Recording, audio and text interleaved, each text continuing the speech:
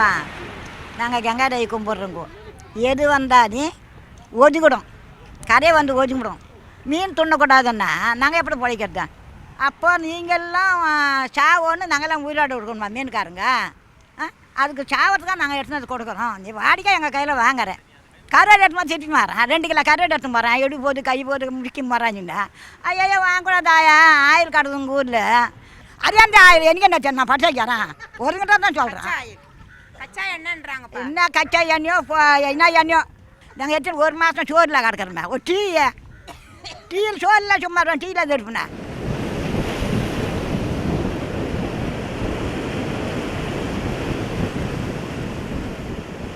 கடற்கரை ஓரமாக பாறைகளில் வந்து ஒட்டி இருக்கக்கூடிய ஒரு எண்ணெயை வந்து சுத்தம் செய்கிறதுக்கான தொழில்நுட்பமோ அதுக்கான திட்டமோ காமராஜர் துறைமுகத்தை இல்லை, கோஸ்ட்கார்டுகிட்ட இல்லை, தமிழ்நாடு மாசு கட்டுப்பாடு வாரியத்தை இல்லை, மாவட்ட ஆட்சியகத்தை இல்லை, ஃபயர் அண்ட் ரெஸ்கியூட்டை இல்லை, யார்கிட்டையுமே இல்லை.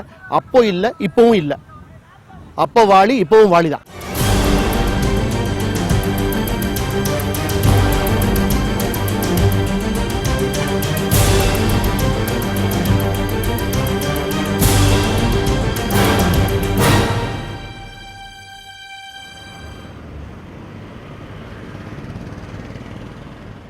கடந்த மாதம் ஜனவரி 28ஆம் தேதி அதிகாலை நேரத்தில் வந்து 2 கப்பல்கள் வந்து எண்ணூர் போர்ட்டுக்கு வெளியில் வந்து மோதிக்கிட்ட மாதிரியும் அதுலேருந்து எண்ணெய் படலங்கள்லாம் கசிஞ்சு வருதுன்ற மாதிரியான ஒரு தகவல் வந்து 2 நாள் கழிச்சு தான் எல்லாத்துக்கும் வெளியில் தெரிஞ்சது. 2வது நாள் இங்கேருந்து மீனவர்கள் வந்து கடலுக்குள்ளே போகிறப்ப தான் அங்கேருந்து எண்ணெய் படலம் வந்து வெளில வந்துட்டு இருக்கு, அவங்களோட போட்லாம் வந்து ஒட்டுதுன்ற மாதிரியான அந்த தகவல் வெளில வந்த பிறகு தான் அரசாங்கம் அதை அல்றதுக்கான அந்த வேலையில் ஆரம்பித்தாங்க. 3 நாள் கழித்து 4வது நாள் 5வது நாளில் தான் பார்லிமெண்ட்டில் வந்து இந்த எண்ணெய் படலம் வந்திருக்கு. அது எல்லாத்தையும் அல்றதுக்கு வந்து நிறைய உபகரணங்கள்லாம் கொடுத்துருக்கோம், கை கணக்கமான சிறிய உபகரணங்கள்லாம் கொடுத்துருக்கோன்ற மாதிரியான தகவல் வந்து அமைச்சர்களே சொல்ல ஆரம்பித்தாங்க.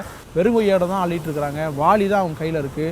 மணலை வந்து பீப்பாய்களில் அள்ளிட்டு போய் நாங்கள் எங்கே போடுறதுன்றதை பற்றி முழு தகவலும் சொல்லாமல் கொடுங்கையூர் பகுதியில் தான் முதல் நாள் போட்டிருக்காங்க. 2வது நாள் 3வது நாள் வந்து கொடுங்கையூரில் நாங்கள் போடுறதில்ல, இதை கொண்டு போய் பத்திரமா வச்சுட்டு போர்ட்லேயே வச்சுருந்து இதை ஆய்வு பண்ணி அதில் இருக்கக்கூடிய எண்ணெயெல்லாம் எடுத்த பிறகு தான் நாங்கள் வந்து கொடுங்கையூருக்கு வேறு குப்பை கிடங்குகளுக்கு கொண்டு போவோன்ற மாதிரியான தகவல் அவங்க சொன்னாங்க. பொதுவாக எண்ணெய் கசிவு அப்படிங்கிறது எல்லா ஹார்பர்லேயும் தொடர்ந்து இருக்கக்கூடிய விஷயம் தான். அதுக்காக ஒரு குழு இருக்குது. அந்த குழு வந்து ஒவ்வொரு மாதங்கள்லையும் கூடி எவ்வளோ எண்ணெய் கசிவு அந்த பகுதியில் நடந்திருக்குன்றதெல்லாம் ஆய்வு பண்ணி அதை எப்படி அகற்றுறதுங்கிற மாதிரியான அறிக்கை கொடுப்பாங்க. அதை வச்சு அவங்க வேலை பார்த்துட்டே தான் வந்திருக்காங்க. ஆனால் இது மாதிரியான ஆக்சிடெண்ட்டில் முதல் முக்கியமான விஷயம் என்ன மாதிரியான எண்ணெய் அவங்க எடுத்துகிட்டு வந்தாங்க, எவ்வளோ தூரம் அது வந்து அந்த கடலில் கசிஞ்சு வெளியில் போயிருக்குன்ற மாதிரியான தகவல்களை அவங்க சொல்லணும். ஆனால் இன்றைக்கு வரைக்கும் கூட எவ்வளவு டன் எண்ணெய் வந்து அதுலேருந்து வெளியேறிச்சு, என்ன மாதிரியான ஆக்சிடெண்ட் நடந்தது, என்ன விதமான எண்ணெய் அப்படிங்கிறதெல்லாம் வந்து தகவல் முழுக்க மறக்கப்பட்டு தான் இருந்திருக்கு.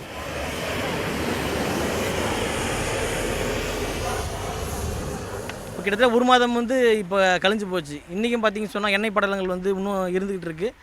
எந்த நிறுவனம் வந்து இங்கே எண்ணெயை அகற்றுறதுன்றது கூட வந்து தெளிவாக அறிவிக்கப்படாமல் இங்கே வந்து லோக்கலில் இருக்கக்கூடிய மீனவ இளைஞர்களை பயன்படுத்தி முழுக்க வந்து அந்த எண்ணெய் கழிவுகளை வந்து அகற்றும் பணி வந்து செஞ்சுக்கிட்டு இருக்கிறாங்க. இப்போ வேலை செஞ்சுட்டு நீங்கள் பார்த்தீங்கன்னு சொன்னால் எந்த ஒரு பாதுகாப்பு உரைகளோ இல்லை எந்த ஒரு பாதுகாப்பு நடவடிக்கையும் இல்லாமல் தான் பார்த்தீங்கன்னு சொன்னால் நேற்று வரைக்கும் நடந்துட்டு இருந்தது. இப்போது ஓரளவுக்கு கை க்ளவுஸ் மட்டும் வந்து கொடுத்து எண்ணெயை அகற்றுறதுக்கான ஏற்பாடுகள் பண்ணிகிட்டு இருக்காங்க. இப்போவும் இளைஞர்கள் நீங்கள் கிட்ட போய் பார்த்தீங்கன்னு சொன்னால் காலில் ஷூ போடாமல் வெறும் செருப்போட அந்த எண்ணெய் கழிவுகள் முழுக்க காலில் படிக்கிற மாதிரியான ஒரு சூழலை தான் வந்து வேலை செஞ்சிட்ருக்கிறாங்க. இந்த இளைஞர்கள் இப்படி இந்த வேலையில் ஈடுபடும் போது அவங்களுக்கான பாதுகாப்பு என்னன்றது அரசும் நிர்வாகமும் வந்து செஞ்சுருக்கணுன்றது முதல் விஷயம்.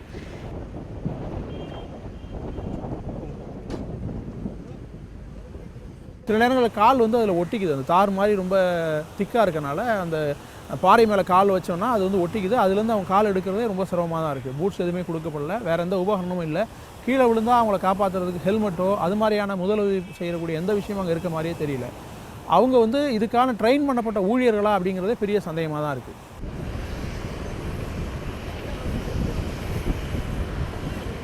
இந்த இடத்துல ஒரு மாதமாக கப்பல் 2 கப்பலும் இடிச்சதுனால ஆயில் வந்து கொட்டிடுச்சு.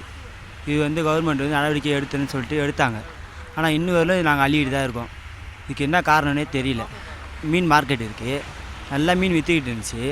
இப்போ 1 மாதமாக கடலில் ஆயில் கொட்டினதுனால யாரும் மீன் வாங்க மாட்டுறாங்க. அதனால் வியாபாரமும் பண்ண முடியல. சும்மா நாங்களே பெரும்பாலும் எடுத்துக்கிட்டு தான் இருக்கோம். இது ஆனால் எடுக்க முடியாது, இப்படியே கையிலே எடுத்துகிட்டு இருந்தால் ரொம்ப நேரம் ஆகும். ஒரு நாளைக்கு இது ஒரு 200 வாலியாச்சும் நாங்கள் எடுப்போம். இது இப்படியே கையிலே எடுக்கிறதுனால ரொம்ப கஷ்டமாக இருக்குது. வெயில் இதுவாக இருக்குது. அதனால் என்ன இது கையில் எடுத்தால் எடுத்து முடிக்க முடியாது. அதனால் ஏன்னா மிஷின் வச்சு எடுத்தால் தான் எடுக்க முடியும். நாங்கள் ஒரு இப்போ 20 பேர் எடுக்கிறதுனால ஒரு நாளைக்கு நாங்கள் ஒரு 5 பேரல் எடுக்கிறோம். முந்தானத்து கூட வந்துச்சு கொஞ்சம், நாங்கள் பார்த்தோம் கடலில், நாங்கள் போட்டுக்கு போகும்போது நாங்கள் கடல்லையே பார்த்தோம். அதேமாரி அப்பப்போ கொஞ்சம் காற்று அடிக்க எங்கெங்கேருந்து வந்துட்டு தான் இருக்குது.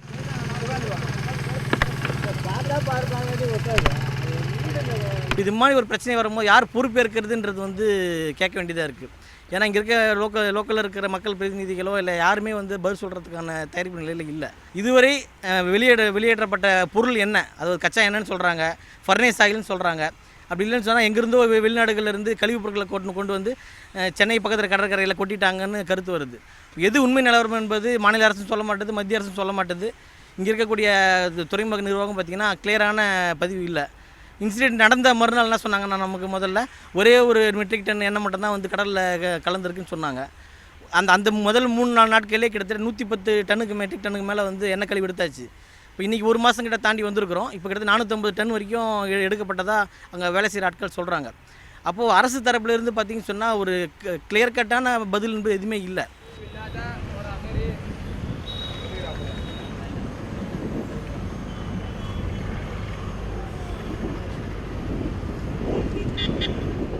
இந்த நிலைமையில தான் அந்த பாறைகள்லாம் வந்து படிஞ்சிருக்கு அந்த எண்ணெய். இது வந்து க்ரூட் ஆயில்ன்ற மாதிரியான தார் மாதிரி தான் கிட்டத்தட்ட இருக்குது. அவங்க பங்கர் ஆயில்னு சொன்னாலும் கூட தார் மாதிரி மணலோடு சேர்ந்து மிக்ஸ் ஆகி கெட்டியாக தான் வந்து படிஞ்சிருக்கு.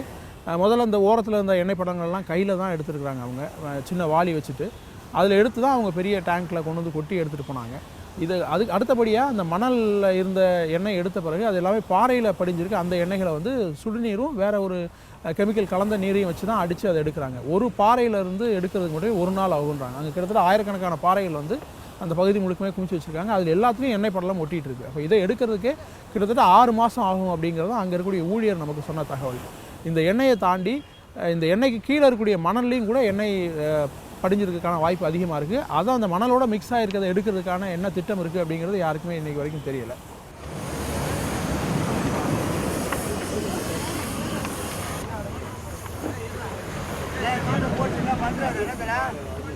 இது க்ளவுஸ் போட்டிருக்கோம். இது போட்டும் உள்ளே வந்துட்டு இதுமாதிரி படுறதுனால இன்ஃபெக்ஷன் ஆகும்னு சொல்கிறாங்க. இருந்தாலும் அது நாங்கள் போயிட்டு இப்போ டீசல் வச்சு இது கழுவிட்டு இதுதான் பண்ணோம். இது எடுக்கிறதே இன்னும் 1 மாதம் ஆகிடும் எப்படியும். இதேமாரி அப்பப்போ வந்துக்கிட்டே இருக்குது.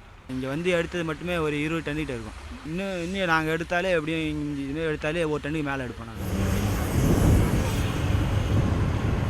இந்த எண்ணெய் படலம் கசிய ஆரம்பித்த 2-3 நாட்கள்லேயே வந்து எல்லாமே சொன்னது இது வந்து சின்ன அளவில் கசிவு தான், இதனால் உயிர்களுக்கோ அல்லது மீன்களுக்கோ எந்த பிரச்சனையும் கிடையாது அப்படின்னு சொன்னாங்க. ஆனால் 3ஆவது நாள்லேருந்தே தொடர்ந்து வந்து ஆமைகள்லாம் வந்து செத்து கரை ஒதுங்க ஆரம்பிச்சது. அதுவும் குறிப்பாக இந்த பகுதியில், நம்ம சென்னை பகுதியில் வந்து அதிக அளவில் இந்த சீசனில் தான் ஆலிவ் ரிட்லி ஆமைகள் வந்து முட்டை போடுறதுக்காக வரும் அது. ஆனால் இந்த வருஷம் ரொம்ப குறைவாக தான் வர ஆரம்பிச்சிருக்கு. ஒருவேளை இந்த எண்ணெய் படலம் தொடர்ந்துச்சுன்னு சொன்னால் அது வராமல் போகிறதுக்கான வாய்ப்பு அதிகன்ற மாதிரி தான் இருக்கக்கூடிய சூழல் அறிஞர்கள்லாம் சொல்லிட்டு இருக்கிறாங்க.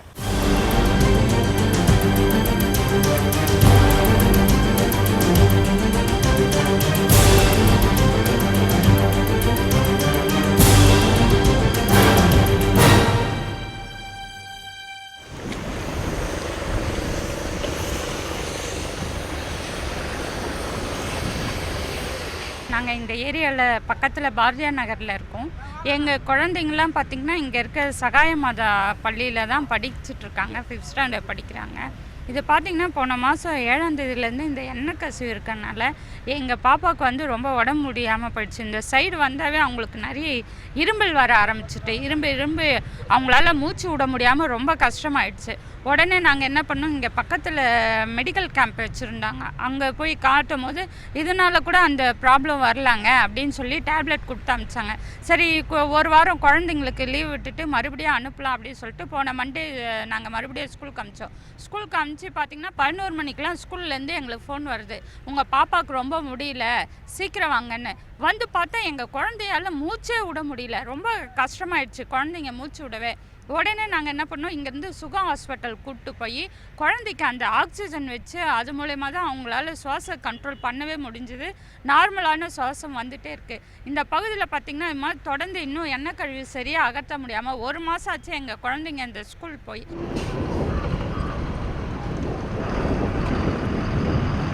இப்போது ஒரு வாரம் 10 நாளாகவே அந்த பகுதியில் பாறைகளில் படிஞ்சிருக்க அந்த எண்ணெயை வந்து எடுத்துகிட்டு இருக்கிறாங்க.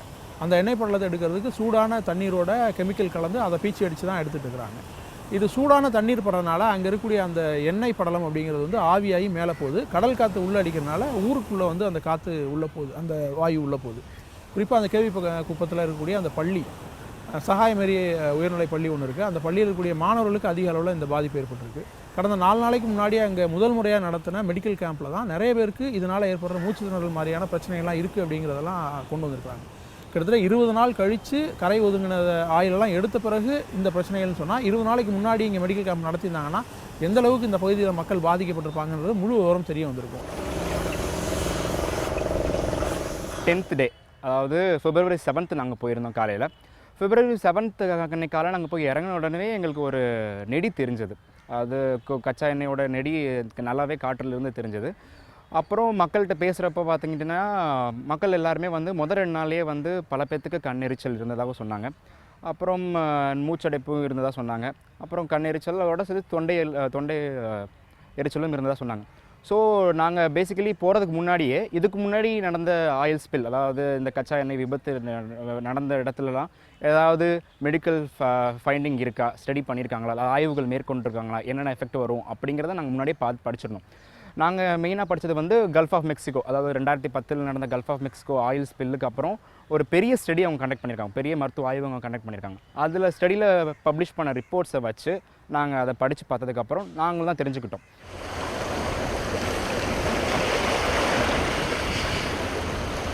இந்த ஏரியாவில் வந்து கிட்டத்தட்ட 20 வருஷமாக இருக்கோம். நாங்கள் இப்படி ஒரு பாதிப்பு வந்ததே இல்லை. சுனாமி வந்திருக்குது, புயல் வந்திருக்குது, இதெல்லாம் எங்களுக்கு ஒரு அலர்ஜியாக தெரியல. உடம்புக்கு எந்த பாதிப்பும் இல்லை. ஆனால் அந்த எண்ணெய் கசிவு வந்ததுக்கு பின்னாடி இந்த ஏரியாவில் எல்லா பேருமே பாதிப்பு. தலைவலி, வாமிட்டு, ஜுரம், அரிப்பு. நானே பாருங்களேன், கிட்டத்தட்ட 20 நாளாக டேப்லெட் எடுத்திருக்கேன். எப்படின்னா முகம்லாம் தடியாக ஆயிடுச்சு. இந்த காற்று பட்டோன்னே அரிக்க ஆரம்பிக்கிறோம், தொண்டையெல்லாம் எச்சல் முழுங்க முடியல.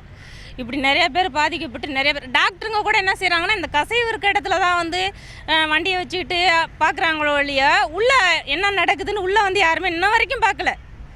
உள்ள வரைக்கும் மக்கள் எப்படி உடம்பு முடியாமல் இருக்காங்களா, என்ன செய்கிறாங்க அப்படின்லாம். இங்கே எல்லோரும் முன்னாடி வாங்க, வண்டி நிற்கிது, அவ்வளோதான். நடக்க முடியாதவங்க எப்படி வருவாங்க? இவங்க உள்ளே போய் பார்க்கலாம்ல தெருவுக்குள்ள. கச்சா எண்ணெயில் என்னென்ன கெமிக்கல்ஸ் இருக்குன்னா மொத்தம் 3 வகைப்படும். ஒன்று வந்து பாலியாரோமேட்டிக் ஹைட்ரோ கார்பன்ஸ், அதாவது அல்கேன்ஸ், பியூட்டேன்ஸ், பைரின்ஸ். அடுத்து வந்து வாலட்டைல் ஆர்கானிக் காம்பவுண்ட்ஸ்னு சொல்கிறப்படுற பென்சின், ஜைலின், டொலின். அடுத்து வந்து ஹெவி மெட்டல்ஸ், அதாவது நம்ம மெட்டல்ஸ் லைக் அயனாக இருக்கட்டும், லெட்டாக இருக்கட்டும், கேட்மியமாக இருக்கட்டும், வெனடியமாக இருக்கட்டும், மேங்கனீஸ். இது எல்லாமே ரொம்ப கம்மியான ப்ரொபோர்ஷன்ஸில் கச்சா எண்ணெயில் இருக்குதுன்னு சொல்லியிருக்காங்க. பேசிக்கலி எல்லாமே என் ஸ்டேஜில், அதாவது over the period of time their carcinogens, அதாவது புற்றுநோய் காரணிக்கான ஒரு காரணமாக இதெல்லாம் இருக்குது.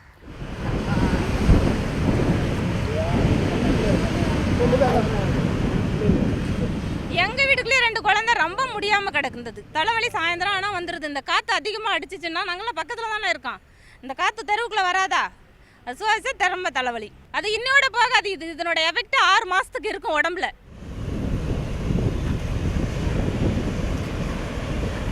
உடனடியாக என்ன காசு பண்ணணும்னா கண்ணெரிச்சல் வரும், மூச்சு அடைப்பு வரும், இருமல் வரும், அடுத்து வந்து நம்ம தொண்டை எரிச்சல் வரும். இது 4 ரொம்ப முக்கியமாக சொல்கிறாங்க, அவங்க ஆய்வுகள் மேற்கொண்டு கண்டுபிடிச்சிருக்காங்க. இது நம்ம மக்கள் எல்லாருமே அவங்களும் சொல்லியிருக்காங்க. அதோடு இல்லாமல் நிறைய பேர்த்துக்கு வாந்தி வரலாம், கொமட்டல் வரலாம். அங்கே அந்த எண்ணூர் நாங்கள் போன இடத்துல ரொம்ப கரையோர பக்கத்துலேயே ஒரு ஸ்கூல் இருந்துச்சு. மக்களும் சொன்னாங்க அங்கே ஒரு 10 குழந்தைங்க பக்கத்தில் நிறைய பேர்த்துக்கு வாந்தி அன்றைக்கி திங்கக்கிழமை அன்றைக்கி வந்துச்சு அப்படின்னு சொன்னாங்க. ஸோ இதெல்லாமே வந்து ஷார்ட் டேர்ம் எஃபெக்ட்ஸ், அதாவது உடனடியாக ஏற்படுறது. அடுத்து வந்து லாங் டேர்ம் எஃபெக்ட்ஸ் பார்த்திங்கன்னா முதல்ல வந்து எல்லாத்துக்கும் ஆஸ்துமா வரலாம், மூச்சோட கஷ்டம் வரலாம், அதுக்கப்புறம் ப்ரெஷரும் இன்க்ரீஸ் ஆகலாம்னு சொல்லி கண்டுபிடிச்சிருக்காங்க. அதோடு இல்லாமல் லாங் டேர்மை பார்த்திங்கன்னா புற்றுநோய் காரணி இது எல்லாமே. ஸோ ஆப்வியஸ்லி புற்றுநோய்க்கு வரதுக்கான சான்சஸ் ரொம்ப அதிகம். இல்லை இப்போ நம்ம போய் இப்போ இருக்கணும். எங்கள் குழந்தைங்க மட்டும் இல்லைங்க, எல்லா குழந்தைக்கும் முதல்ல அந்த ஏற்பட்ட உடனே எல்லா குழந்தைக்கும் ஃபீவர் நிறைய வந்துச்சு, அந்த வாந்தி, மயக்கம். போன வாரம் ஃபுல்லாக பார்த்திங்கன்னா நிறைய ஆப்சண்ட் இந்த ஸ்கூல்லேருந்து. ஏன்னா நாங்கள்லாம் கொஞ்சம் தான் இப்படி கிராஸ் பண்ணிட்டு போகிறோம். எங்கள் குழந்தைங்க காலையில் 9 மணிக்கு ஸ்கூலுக்குள்ளே வந்தாங்கன்னா ஈவினிங் 4 மணி வரைக்கும் இந்த சுவாசிக்க வேண்டியது அவங்களுக்கு இதுவாக இருக்குது. பெரியவங்களாலேயே தாழ முடியலன்னா சின்ன குழந்தைங்களுக்கு அது ரொம்ப கஷ்டம். அதனால் இதுக்கு உரிய தீர்வு எடுக்கணும் அப்படின்றது தான் நாங்கள் பேரண்ட்ஸ் சார்பாக கேட்டுக்க வேண்டியது இருக்குது.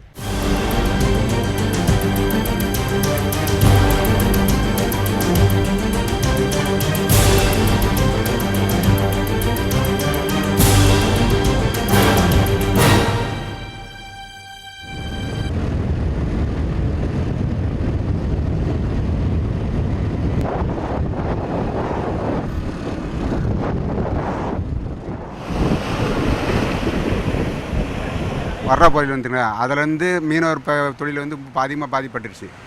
அதில் இல்லாமல் வந்து மக்கள் வந்து இந்த வீடு பாதிப்பு, வீடு வந்து ஓடு உடஞ்சி ஓலை ஓடு உடஞ்சி கல்லூடு உடஞ்சிலாம் பாதிப்பு வந்து எழுதி கொடுத்துக்குறாங்க. கப்பல் உடஞ்சதுலேருந்து மீனவர் வந்து தொழிலுக்கு ரொம்ப பாதிப்பு. வலை தப்பு தவிர குழம்புன்னு வளர்த்தாலனால ஆயில் வந்து சாப்பிட முடியல. மீன் ரொம்ப வலையும் பாதிப்பு, போட்டுங்களும் ரொம்ப பாதிப்பாக ஒட்டிக்கிட்டு ஆயில் எடுக்க முடியல. அதுக்கு 2000 செலவு பண்ணுறாங்க அந்த ஆயில் க்ளீன் பண்ணுறதுக்கு.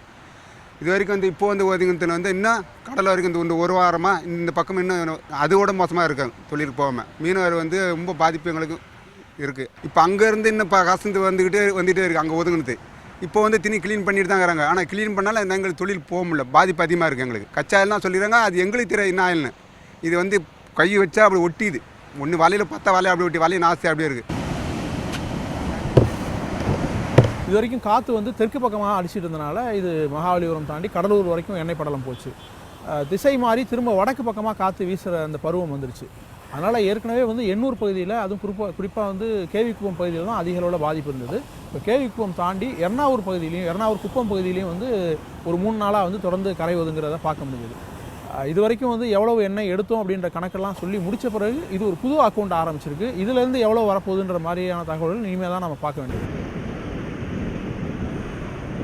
தேசிய பசுமை தீர்ப்பாயத்தில் சப்மிட் பண்ணிருக்கிற அந்த அஃபிடவிட்ஸ் மூலமாக என்ன தெரிய வருதுனாக்கா, இது வந்து சரக்கு கப்பலில் இருந்த சரக்கு கிடையாது. ஆனால் அதுக்கு தேவையான எரிபொருள், அதாவது இந்த கச்சா இது பங்கர் ஆயில்னு சொல்லுவாங்க, பங்கர் ஃபியூல். அந்த பங்கர் ஃபியூல் வந்து கனமாக இருக்கக்கூடிய ஒரு ஃபியூல், அதுதான் கசிஞ்சிருக்குன்னு சொல்லியிருக்கிறாங்க. ஆனால் இந்நாள் வர எவ்வளோ கசிஞ்சிருக்குன்றது நம்மளுக்கு தெரியாது. பங்கர் ஃபியூல்னு சொல்லிட்டு மொட்டையாக சொன்னாலும் நம்மளுக்கு ஒன்றும் புரிஞ்சிட போகிறதில்ல. பங்கர் ஃபியூலில் என்ன இருக்குது, அது சூழலில் எப்படி பிஹேவ் பண்ணோம், அதனால் என்ன விளைவுகள் வரும், நீண்ட கால விளைவுகள் என்ன, நம்ம இப்போ அதை வந்து கையாளும் போதோ அதை வந்து நம்ம எடுக்கும்போது என்னென்ன பாதுகாப்பு முறைகள் பயன்படுத்தணும், இந்த விஷயங்களை பற்றி இன்னும் தெளிவு இல்லை.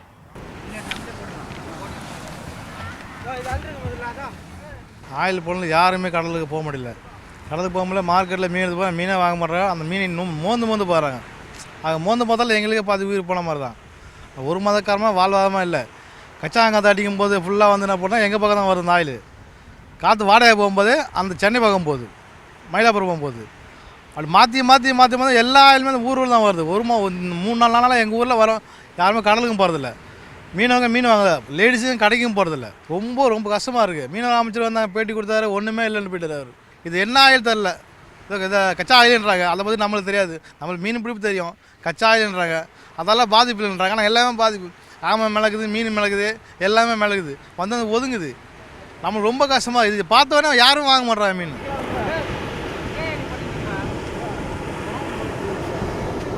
எர்ணாவூர் குப்பம் பகுதியில் இருக்கக்கூடிய மீனவர்கள் இப்போ அதிக அளவில் பாதிக்கப்படுறதான் சொல்கிறாங்க.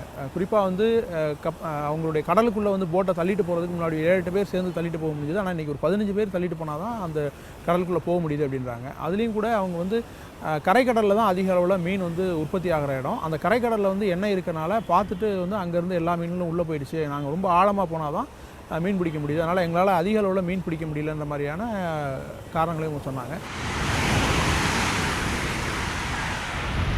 அது இந்த முட்டி அளவு இருந்துச்சு ஆயில். அதாவது போட்டு தட்டை வச்சு போட்டு ஃபுல்லாக ஆயில். 6 பேர் தொழிலுக்கு போனோம். 6 பேருமே இவ்வளோ நீட்டுக்கு ஆயில். கரை ஒதுங்கும் போது, போட்டு கரை தட்டை வைக்கும் போது இவ்வளோ நீட்டுக்கு ஆயில். அதை வீட்டில் வந்து கிருஷ்ணாயில் போட்டு தடவி கிடவி, அதாவது ரொம்ப சித்திரவதையாக இருக்குது எங்களுக்கு. இந்த கரையை ஒதுங்குற ஆயிலை எடுத்துட்டா போதும் எங்களுக்கு. அது என்ன ஆயிலும் யார் அதெல்லாம் கச்சா எண்ணெய்னு சொல்கிறாங்க, அதுன்னு சொல்கிறாங்க. இது பாட்ட தாறு மாதிரியே இருக்குது. இது எப்படின்னா தாறு தான், கணக்கு தாறு மாதிரி தான் இருக்குது. அதாவது நம்ம வலையில் மாட்டோம்னா அடி ஃபுல்லாக ஒட்டிக்குது, உடம்புல மாட்டினாலும் ஒட்டிக்குது, எடுத்தால் வரமாட்டுது. ஆயில்னால் உடம்புல பட்டால் தனியாக போயிடும். இது தாறு மாதிரி நிற்கிது அப்படியே. அது கிருஷ்ணாயில் போட்டு தடவினா தான் அது போகுது. அது எங்களுக்கு வந்து ஆயில், அந்த ஆயில் வந்து வலையில் மாட்டினா வலையெல்லாம் வீணாக போயிடும். அதாவது 50,000 வலையாக இருந்தாலும் அது வீணாக போயிடும். அதுக்கப்புறம் யூஸ் ஆகாது, மீனும் மாட்டாது. அந்த ஆயில் பட்டால் மீன் மாட்டாது. ஆயில் பட்டோன்னே வலை வந்து அப்படியே ரஃப்பாக நிற்கும் அப்படியே. அதனால் மீன் வந்து மாட்டவே மாட்டாது. போட்டு இழுக்க முடியலங்க. போட்டு 2 லட்ச ரூபா கொடுத்து போட்டு வாங்கிட்டு வரோம். போட்டு தட்டை வச்சாக்கா ஃபுல்லாக அந்த ஆயில் மாட்டி அந்த தார் மாட்டிக்குது.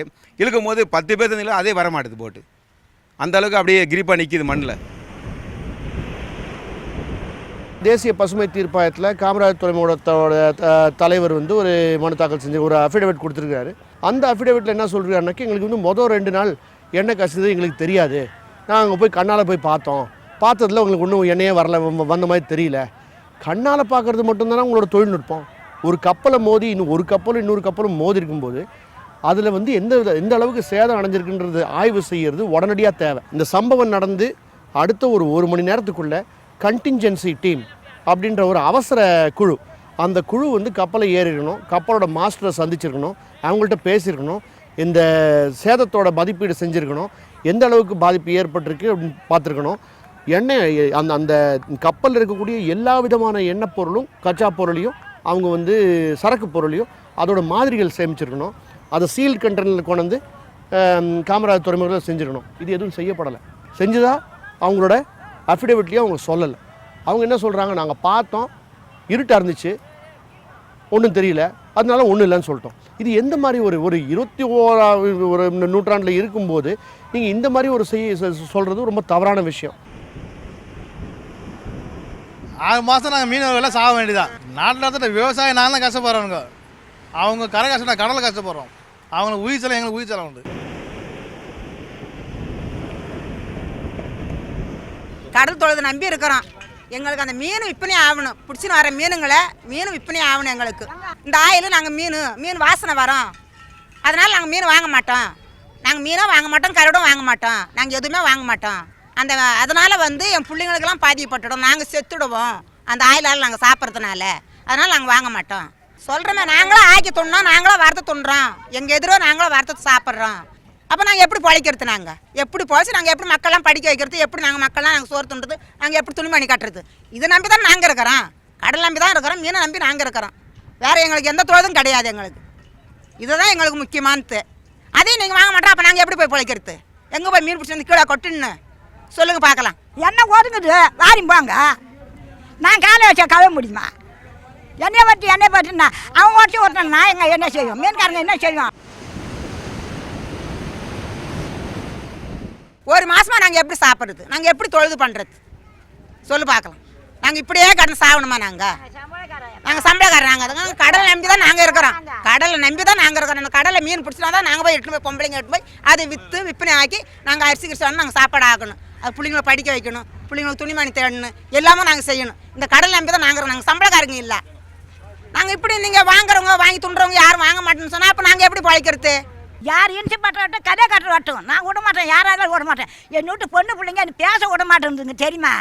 எவ்வளோ கஷ்டப்படுதுங்க. நாங்கள் சம்பளக்காரா எழுதிட்டாங்க சோறு சொன்னா. இந்த பிள்ளைங்கெல்லாம் காஞ்சி கை காஞ்சி கிடக்குது. பெற்றவளுக்கு வாசவளுக்கு எவ்வளோ வரி எறியுது. கொஞ்சம் ஒரு வேளை சாப்பிட்றது பட்டினியாக கிடக்கிறது, 2 வேளை சாப்பிட்றது, 3 வேளைக்கு பிள்ளைங்க தான் பார்க்கணும். முன்ன பொம்பளைங்க நம்ம சும்மா கிடந்தாலும் ஆம்பளைங்க சும்மா டீ கூட குடிச்சிட்டு கிடந்தாலும் பிள்ளைங்க இருக்க முடியுமா? பிள்ளைங்க இருக்க முடியாது. இது எண்ணெய்ங்கிறது இன்றைக்கி வந்த விஷயம். தினமும் எண்ணூர் கழிமுகம், அடையார் முகத்வாரம், கூவ முகத்வாரம், இது மூலமாக நம்ம டன் கணக்கில் மாசை கொட்டிக்கிட்டு இருக்கோம். நம்ம சென்னையோட கடல் வந்து ஏற்கனவே ஒரு பாதிக்கப்பட்ட ஒரு நோயாளி மாதிரி, ஐசியூவில் இருக்கிற நோயாளி மாதிரி. அதில் கொண்டு வந்து இன்னொரு 50 டன்னு 60 டன் எண்ணெயை கொட்டிருக்காங்க. இந்த 50 டன் 60 டன் நம்ம எடுத்துட்டா கூட தினமும் இந்த நோயாளிக்கு நம்ம மாசை தான் கொடுத்துக்கிட்டு இருக்கோம். இந்த 3 ஆறு மூலமாக. ஆறு வந்து உயிரை கொண்டு வரும், ஆனால் இங்கே ஆறு வந்து நச்சை கொண்டு வருது. எல்லாம் ஆக்கி சாப்பிட்டாங்க, நாங்களும் ஆக்கி சாப்பிட்டு சொல்கிறேன் எங்களுக்கு வேணாம். அப்போ நாங்கள் எப்படி போய் சாகணும்? அப்போ நாங்கள் தான் சாகணும். இனிமேல் அந்த கடல் தொழுதுக்கு வலையும் தள்ளக்கூடாது. நாங்கள் அப்போ பிள்ளைங்கள்லாம் வச்சு சாகணுமா?